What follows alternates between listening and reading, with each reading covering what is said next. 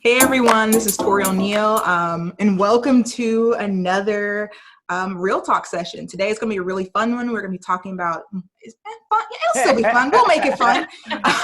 We're going to be talking about BJJ and mental health. Like I said, my name is Tori O'Neill. Some of you may know me as the founder of the Mighty Dames, a group for female heavyweights, all about supporting a healthy and positive body image. And we are joined today by a nice little crew of ladies. We have Darla, who is a purple belt based out of Ohio. Hi, Darla. She's a psychologist, and she's the owner of Transform Jiu Jitsu, which uses both psychotherapy and physical therapy as a part of her treatment. Thank you for joining us today, Darla. Happy to be here. We have Lana, who is a black belt and a psychologist. If you guys tuned in yesterday on our Instagram live, we had a great conversation on the Ask a Black Belt. So, shameless plug, make sure you get over there and see that. And then we're also joined by Erin, who is a black belt MMA fighter and founder of Submit the Stigma, an organization dedicated to breaking down the stigma of mental health in the BJJ community. Did I get all those intros about right? Yeah. Hey, there you go. Shama gives me good info. All right. So first we wanted to talk about the reason why we wanted to bring mental health in is that not only is it a part of day-to-day life, but I feel like a lot of people right now in this weird time that we are have been dealing with mental health issues that they might not have before. So we want to, the first question we want to ask is, as we're seeing more people become open to talk about mental health, what effect do you see this having on the generations to come? And any one of you can start that out for us. Just a small little questions. I think that maybe one good thing to come of this is that there is a little bit more attention to the anxieties. There's like 40 million people, 18 and over that are usually part of the crowd that would consider themselves suffering with anxiety. And because of the pandemic and everything that's going on, I think there's a lot more people that would consider themselves experiencing anxiety beyond what maybe they would have thought in the past was just something that was manageable. It's crossing that line where it's not as manageable. So I think because of that, there are more and more people that are looking for help. And because of the pandemic, teletherapy, like being able to do sessions via video, makes it way more accessible, I think, where you don't have to actually go to an office. There's still benefits of that for sure. But I think more people are going to feel comfortable accessing therapy services because they can do it from the privacy and the comfort of their own home, and they can have their dog on their lap while they're chatting. Yeah. So that's one thing that I see for the future. Great. Erin, Alana, any thoughts on it? Yeah. Lana, go. Okay. Well, I think it's good that people are being more open about it. So in a way, they're modeling to future generations that it's okay to talk about these things, and you don't have to kind of keep it all inside and hold it, as you're going your day-to-day life. It's okay to talk about it and share it with other people. And it's not something that's like wrong with you or abnormal or anything. And the more that we can talk about it, the more we can help each other. More people can provide you with the support that you need when you talk about it. Because if you don't talk about it, they don't know you need help. Mm-hmm. A lot of people present very well. They present as happy, cheerful, they're doing well. And we really don't know the struggles they're having because they seem like they're doing really good. So unless you share with people like really what's going on, how you're really feeling, that's the only way you can also get the help that you need. Yep. That's the same. So with me dealing with anxiety already and having generalized anxiety disorder, going through this whole COVID period has been like, yeah, now other people know what I'm talking about. And it's unfortunate that, negative things have to happen or things have to be taken away from people for them to feel this anxiety. But it's also kind of comforting knowing like that's a normal human experience. Your nervous system is going into overdrive, and that's important to know because you have to be able to recognize that. And with me being so transparent on Instagram, I try to really kind of just put all my woes out there for other people to just say, hey, me too. And that's really powerful. And so during this whole thing, I've been, obviously I haven't had much to post. I've lost followers. I'm not posting myself in a gi anymore. People are like, who is she? I remember following a black belt that competes. No idea who this girl is.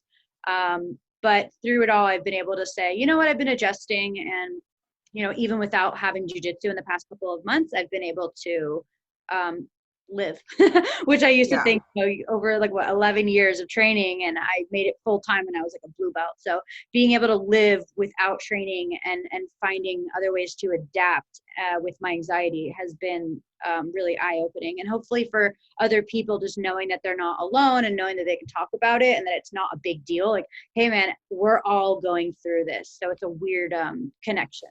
Yeah, it's like we're like joined together by tragedy. Yes. But like, I agree with what you all said. There is a certain comfort to that now people feel that it's being brought to the forefront in a way that it hasn't before, that it's going to make it a little bit more comfortable for, not just us, but younger generations and also older generations who might have a little bit more, reservations talking about their mental health. So if we have to look for a silver lining, let's just call that one it. All right. So the next question I want to ask, and I definitely fell into this category. Why do you feel what is it about jiu-jitsu or exercise that so many people find it beneficial for mental health? Well, it's definitely a release of sort, a physical release, first of all. You're releasing that bodily tension, and then you're also pulled away from the everyday worries. Your mind is focused on training, surviving the role. You're not thinking about bills, relationships, work, or any of the other stressors you have in your life. So it pulls your attention away from things that can make you feel more anxious or depressed. And then it's also like there's also a social aspect to it. You're surrounded with other people. You're making connections on a different way too, and then just sort of having a more of a nonverbal, I guess, connection with people. Mm-hmm. So it's like, I think it's just social, physical, mental, and all aspect. That's why I think a lot of people find it therapeutic. Okay. Darla, Erin? Darla. Go, Darla, go. So let me make sure, because there's so many things I would love to say, but I just want to make sure I stay focused. So why is jiu-jitsu so good for mental health? Mm-hmm. Right? And like yes. the physical aspects. So, of course, everything that Lana just said, the social connection, the release that comes from it. I also think, and I'll say very specifically for the subset of people that maybe have experienced trauma that find their way to jiu-jitsu, it helps them to like recalibrate their nervous system. And they are able to start to tell themselves a different story inside about what the feeling of anxiety means. So instead of it meaning something maybe from the past, whether it's a sexual assault or whatever the traumatic event may be, when they start to feel that arousal rise when they're rolling, say perhaps, they start to tie that feeling to rolling, which is fun, rather than something perhaps that was not so fun or bad that happened in the past.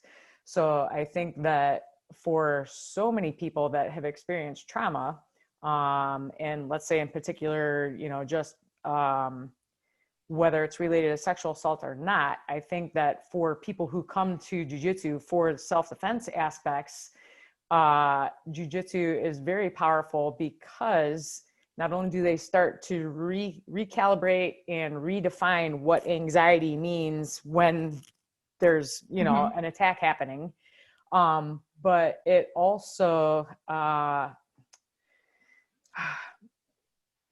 it plugs them into a different sense of the power of their body. Okay. And I think jiu-jitsu in particular does that in such a fantastic way. What did you say, Lana? We didn't catch it.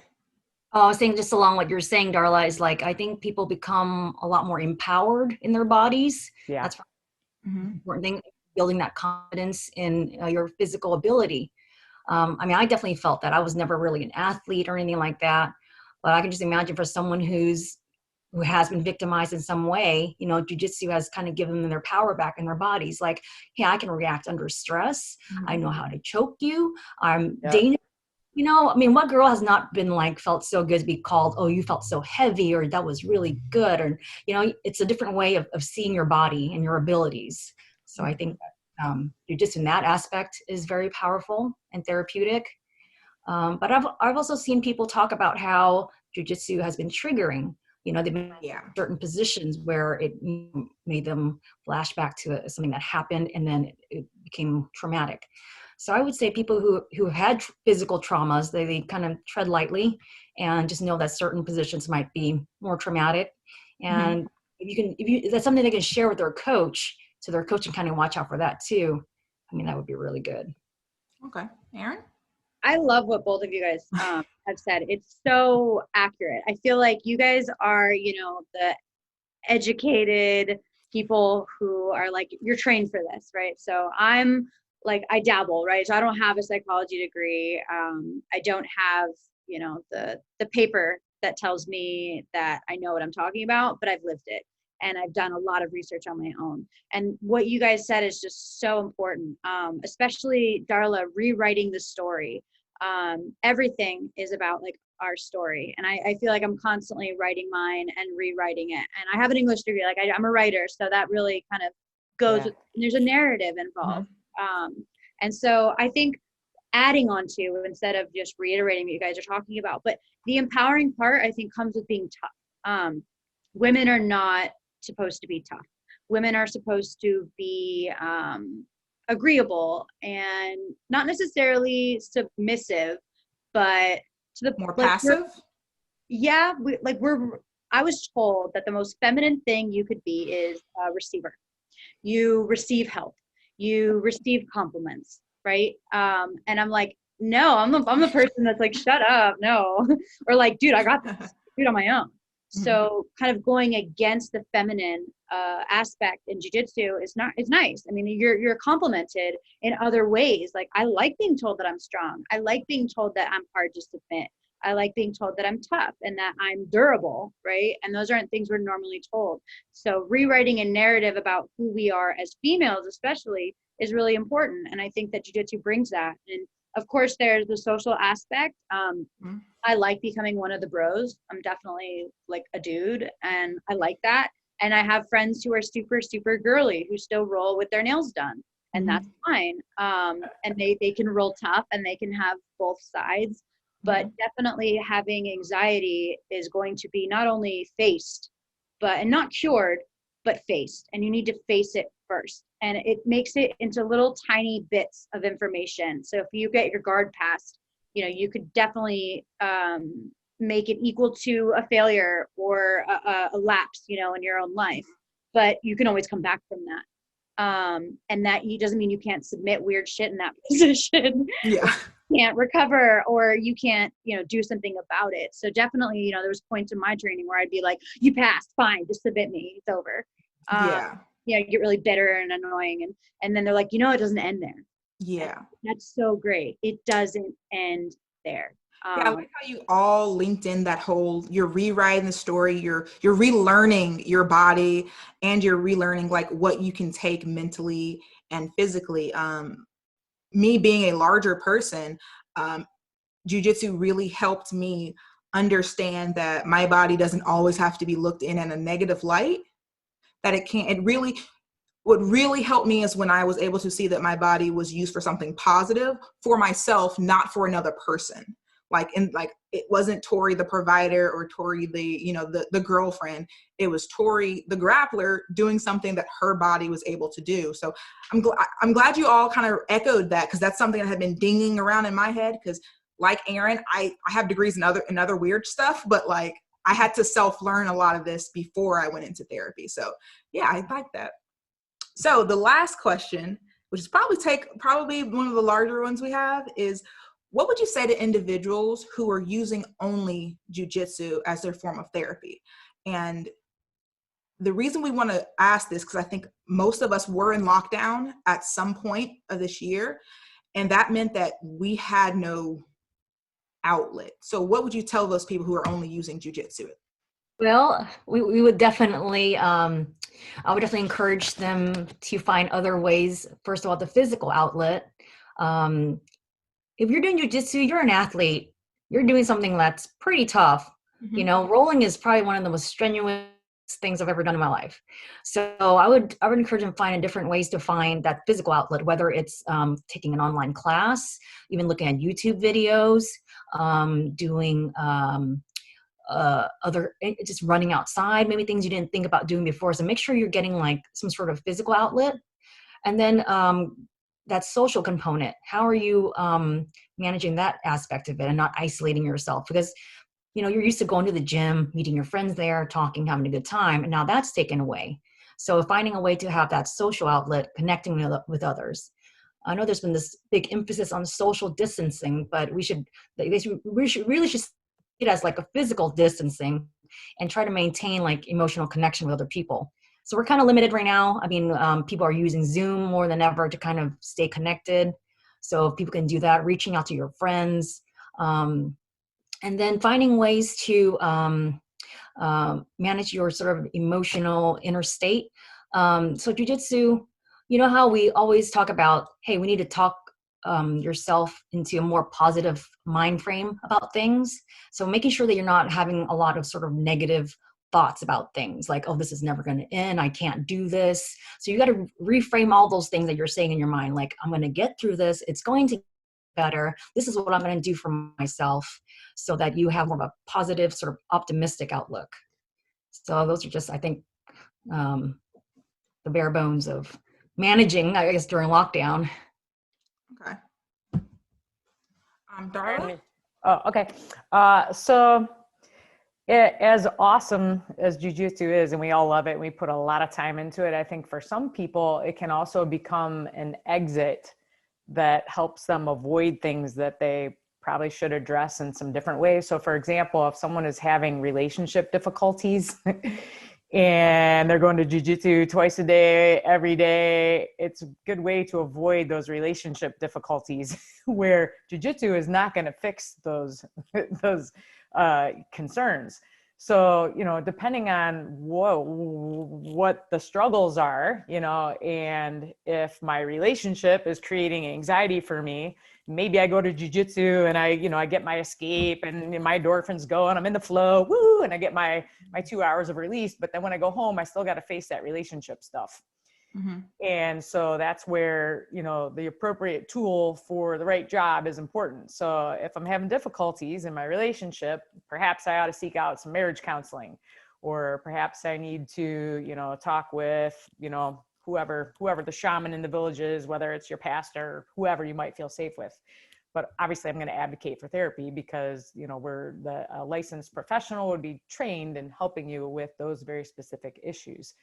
So in the time of COVID, where, perhaps you can't go get your escape from jiu-jitsu, now you're at home, you have time, you have to deal with parenting, you have to deal with your relationships, you have to deal with maybe anxiety where you're not getting your off gas on the mat. And now, it's building in even some more pronounced ways.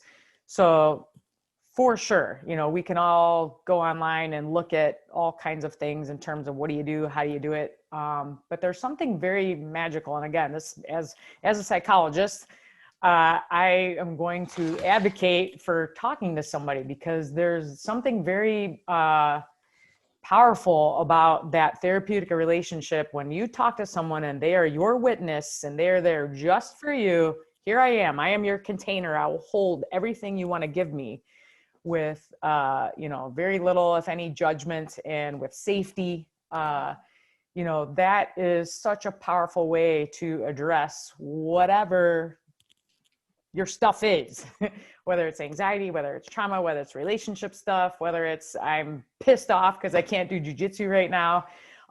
If you can manage those things and cope and you have the skills to do that, great. Maybe you don't need therapy. But if you're starting to have more extreme emotions, if you're having trouble sleeping and eating, if you're having a struggle functioning in the ways that you used to, then better to, don't wait to tap, get in there and talk to somebody, So I could say a lot more, but that's probably a good place for me to pause. Yeah, I like that. I think we're all used to talking so much. Definitely. We got time. I'm a big proponent for therapy, and I was a late bloomer. Like, I think that I've struggled with ADHD and depression and anxiety, like, majority of my life, but I never sought help until after I started jiu-jitsu, actually. And so that kind of gave me the confidence to go step outside of my comfort zone and really take advantage of that one-on-one that Darla is talking about. And I learned a lot about myself. And even though right now I don't have that, I'm still on medication. So Submit the Stigma started because of my dad ending his own life. And I had problems before that. I had problems because of my dad. I had problems just from, the genetics that both my parents gave me. It's not my fault, and I've been through some stuff, but I was able to deal with it through jiu-jitsu because of the physical aspect. But what's been really hard is that I really don't like working out on my own. I realize I don't like working out at all. Like Lana, I'm not an athlete. I mean, I guess now I am, but I wasn't. I did Girl Scouts like way after it was cool, until I was like 17. And that was about it. I didn't do any sports, and I wasn't competitive because it brought up emotions that I think I didn't know how to control. Right. So like if I really gave it my all, even if it was like, here, let's go race to that pole, I would feel really crappy after if I lost, or I would be bitter, or, it would just bring up too much. I was never competitive. And now I'm like the most competitive. In fact, when I was going to my EMT program, you get your pulse ox taken and you get your temperature. So my pulse ox was always like a 99, and I started making it a competition with all my other classmates as who could get the highest pulse ox. So we're all, even with our masks on, we're like, trying to get like the highest score. And that just makes it fun. And working out on my own is not fun. I got my own bar. I put it in my barn and I was like, yeah, I love lifting. I'm going to do it. And then I just didn't. And being social is really hard right now because California and LA is on lockdown. There's not really places that you can hang out at all. So me being an EMT program, like it was really, really great. I looked forward to it. It's hybrid. So I had the Zoom meeting for 5 hours. So people had to listen to my bad jokes for 5 hours. And then they had to deal with me in person as well. And we did the skills. So for me, coming from having nothing but jiu-jitsu and MMA, and like I started 2020 wanting to go pro. It was going to be a big year for me. And, having no fights in amateur except for one last year, it was like, all right, well, let's move on to pro and let's really focus on that. And that got shut down. And then to be told that I'm not essential was really hard.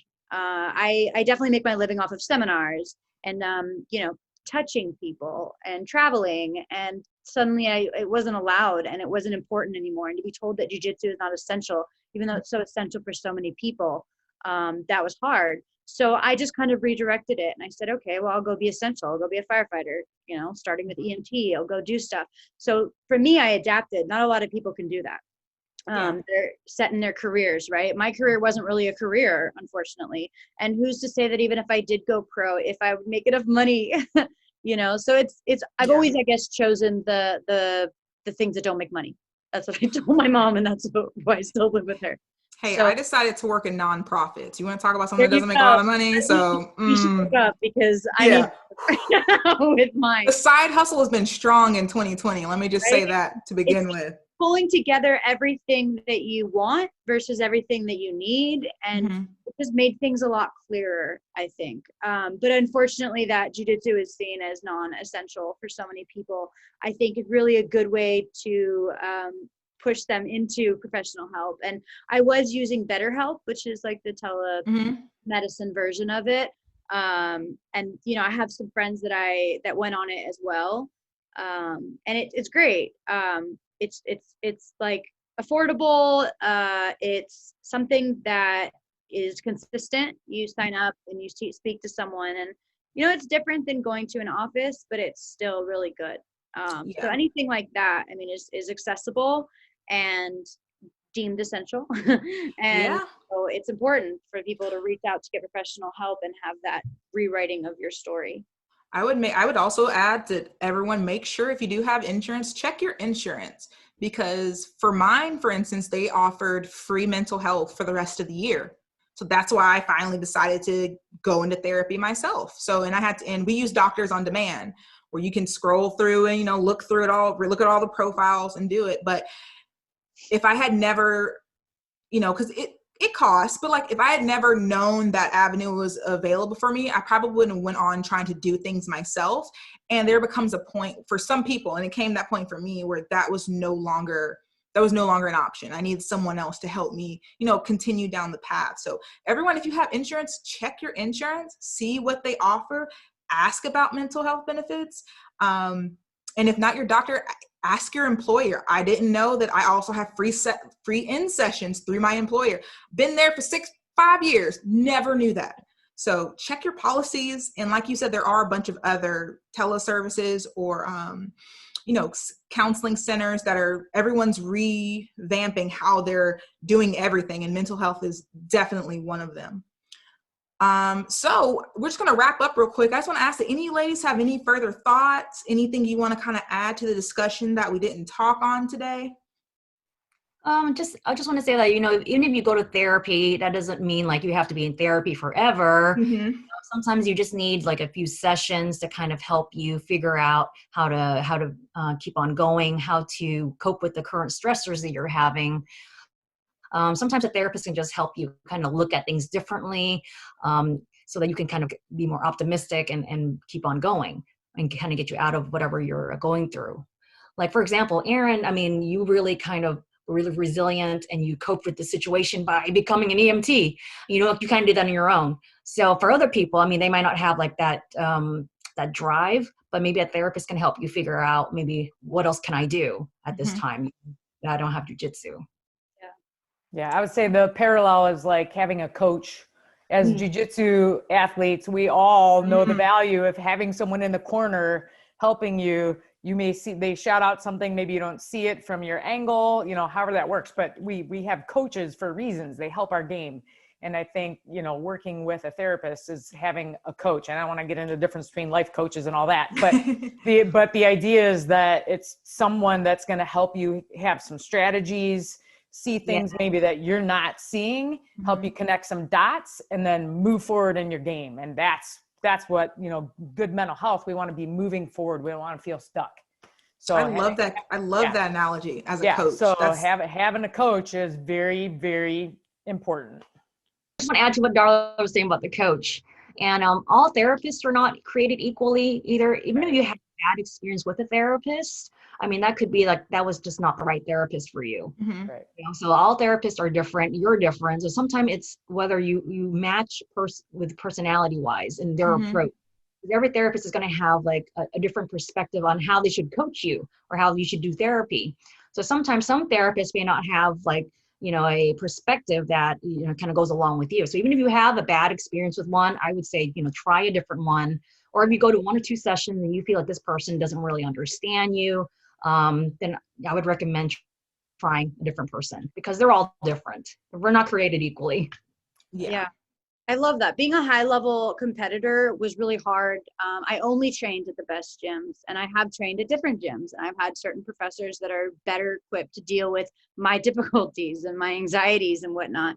And for me, going full time since like blue belt, it was like, maybe it wasn't a good thing, but I definitely looked to my professors to be like, tell me, how is my life going to go? If I win this world title, like it's going to mean everything, right? And they'd be like, oh yes. And so you sacrifice, you do all these things. But definitely the coach thing, people used to tell me, if you need a coach, you're weak. And I think a lot of people look at therapy like that too. Mm-hmm. Oh, you need a therapist? There's something wrong with you. Mm-hmm. Oh, you can't get through life on your own? Oh, so sorry. Like I can. And it's like they have like a million different issues. But I mean, for some people, yeah, maybe you don't need a coach, or maybe you just need someone in your corner to tell you the time. You're not going to, you know your game, you know your game plan, you know yourself. That's fine when you go out there and compete. You just need someone to be like, all right, 30 more seconds, or whatever. And then there's other people who are like, I need to hear that my opponent is tired. Yeah, I love that one. Hey, she's tired. Or you have like one time Hamala Bahal once said to his guy, you're losing, it was like, you need to go, you're losing. So yeah, everybody is going to have a different need when it comes to coaching. If at all, I'm someone that definitely needs someone in my corner. I don't know why, I just do. I'd really, even if it's just a friend that's like coaching for me and just supporting me, that's what I need. And that's not wrong. Even in learning, I need someone to say, good job. because there are some coaches that are like tough love and they're just like, okay, yeah, you did it. What do you want? Like applause? And I'm like, yeah, I do. So yeah, like there's just certain things that people need. And honestly, it like when I teach seminars, like I love telling people that was beautiful. That was perfect. That's good. And you can sometimes see that they have never heard that before in their training, or that like, or they're just uncomfortable because they're like, okay, all I did was a sweep. Yeah. But yeah, like catering to other people's needs is great. And the thing is, you don't need a coach always. You can have training partners that help you with that. And that's just going through life, whether you have a friend to talk to, or a mentor, or a life coach, or a psychiatrist, or a psychologist, or anything of those sorts. Like it's okay to like need help. And to go for professionals even better, right? Because they know what they're talking about. Yes to all of that. No, thank you ladies a lot. I think one of the things that I'm going to take away from this especially is that understanding that we are all going through something, whether we are more vocal about it like Erin, or to myself, I've been putting a lot of my struggles out into not only our Mighty Dames group, but just to my family and friends, because like you mentioned, no one knows what you're going to until you express it to them. So it's hard to get help until you're ready to really help yourself. I know that sounds cliche, but until you've accepted that, I'm not weak for needing more support. And it's okay to reach out for more support. Either that reach out is through jiu-jitsu or through finding a social circle that can help you, or seeing therapy. They're all valid ways to help you heal and help you get through the day. And that's going to be with COVID, without COVID, 15 years in the future. A lot of what we said today are still going to be very, very relevant. So I just want to say again, thank you ladies for joining us. It was fun. It was a blast. We made mental health fun. So thanks everyone. Make sure to be following the Facebook and Instagram page for Girls and Gis to see of all of the upcoming events and interviews we have coming up. All right, everyone. Bye. Bye. Thank you. Bye, ladies.